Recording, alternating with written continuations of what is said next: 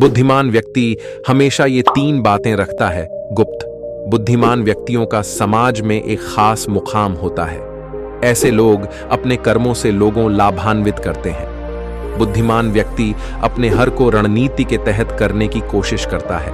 बुद्धिमान वही होता है जो अपने रणनीतिक फैसलों के तहत समाज में सम्मान की नजरों से देखा जाता है। ये तो थीं कुछ ऐसी आम बातें जो एक बुद्धिमान व्यक्ति के अंदर पाई जाती है, जिसके चलते एक इंसान समाज में अपनी पहचान बनाता है और बुद्धिमान कहलाता है। वैसे बुद्धिमानी की बात हो, चाणक्य का नियम ना आए, ऐसा हो ही नहीं सकता। नीतियों के निर्माता चाणक्य भारत ही नहीं पूरे विश्व में बुद्धिमानी के चलते ख्याति प्राप्त है।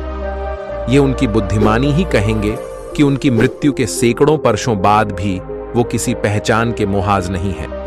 हिंदुस्तान ही नहीं बल्कि विश्व में कई जगहों पर उनकी नीतियों के मद्देनजर काम किया जाता है। यानी उन्होंने अपनी नीतियों और ज्ञान के बल से सिर्फ भारत में ही नहीं बल्कि अन्य देशों में भी नाम कमाया था। चाणक्य व्यक्ति को बारीकी से समझने की विशेष शक्ति रखते थे, जिसका वर्णन पौराणिक चाणक्य नीतियों में झलकता है। उनके द्वारा प्रकट की गई गुप्त नीतियां अज्ञानी व्यक्ति को भी ज्ञानी बनाने में सक्षम है।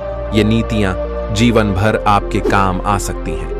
हम आपको चाणक्य द्वारा बताई गई उन 3 नीतियों के बारे में बताने जा रहे हैं, जिसे एक बुद्धिमान व्यक्ति कभी दूसरे से नहीं कहे, क्योंकि ऐसी बातों के किसी और को पता चल जाने से इसका फायदा भी उठाया जा सकता है। तो आइए जानते हैं उन बातों के बारे में। यह हैं वो 3 अहम बातें। 1, चाणक्य कहते हैं कि व्यक्ति को मुसीबत से तभी तक डरना चाहिए जब तक वह आपके सामने नहीं आ जाती, लेकिन जब वह आपके सामने आ जाए तो डरने के बजाय उसका सामना करना चाहिए, क्योंकि अगर आपने उस मुसीबत का सामना नहीं किया तो वह मुसीबत आपको खा जाएगी। 2, बुद्धिमान व्यक्ति अपने मन का दुहक, पत्नी के साथ अनबन और धन संबंधित गुप्त बातें किसी को नहीं बताते, क्योंकि ऐसे बातों को जानने के बाद तीसरा व्यक्ति उनका फायदा उठा लेता है।